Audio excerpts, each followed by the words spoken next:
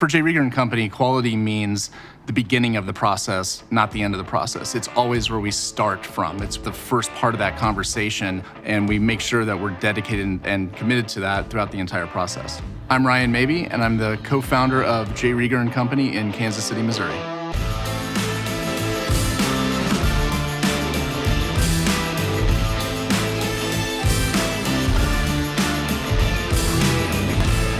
When we started our company, we knew that we were going to be sourcing multiple whiskeys. And we also knew that we didn't necessarily want to just take those whiskeys and put it in a bottle as a straight bourbon or a straight rye. We wanted to find a way to make it proprietary, to make it ours. I mean, we were resurrecting a brand and a company that was founded in the 1880s. And so we wanted to, if possible, do something that was really true to our history and really represent what J. Rieger & Co. was back in the 1800s. Which was really no easy task. But also, at the end of the day, it had to be good. Quality was paramount. When Andy and I started the company, we really built the concept on two core values, and that was quality and transparency. As long as we believed in what we put in the bottle, as long as we had confidence in the flavor and the quality of it, it would everything else would follow after that. We could tell the story, we could be proud of it, explain exactly how we make it, explain exactly what makes it different and unique from other brands out there. There were a couple things that you mentioned that really caught my attention.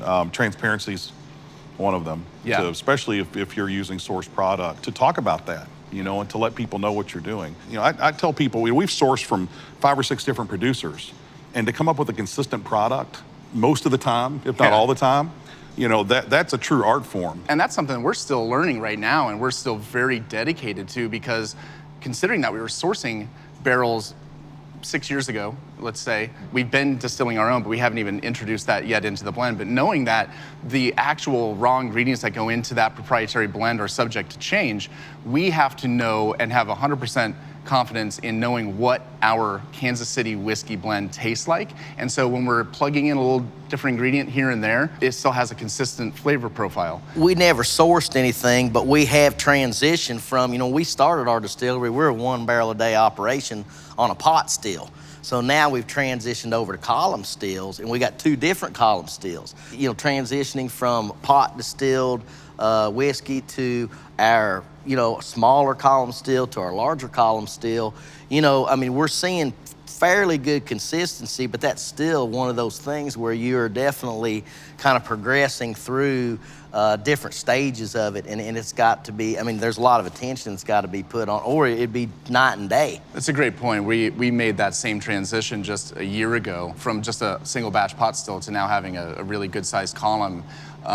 So when that whiskey gets to its full maturity and ready to incorporate, that's just going to be another step in that process of trying to maintain consistency and quality. Having come up in the industry, they drill into us, from the get-go. These are the certain analytical tests that you follow to make sure that you're making our product the same way every time. At the end of the day, we're all responsible for giving the consumer an incredible experience with our product, which most of the time is flavor. But I'd be really interested to know what you guys consider, what is quality? For me personally, it's not just flavor. Flavor is definitely one component of it. So let's say when we're sourcing barrels, and we still actually source barrels to this day, even though we're distilling on our own, we've carefully vet everything. We blind taste everything, and we're talking aroma, flavor, mouthfeel, and texture. My background, really, it did begin behind a bar when I was 21, and I just fell in love with bartending and then grew into cocktails. But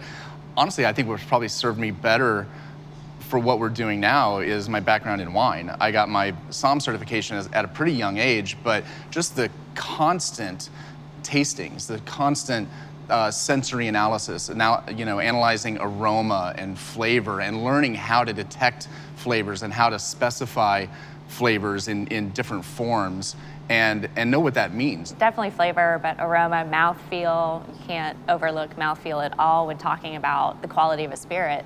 And so because we do so few barrels, it's really crucial that all 6 of those barrels check all of the boxes, because if one of them is missing any of it, you're gonna know it, you're gonna taste it.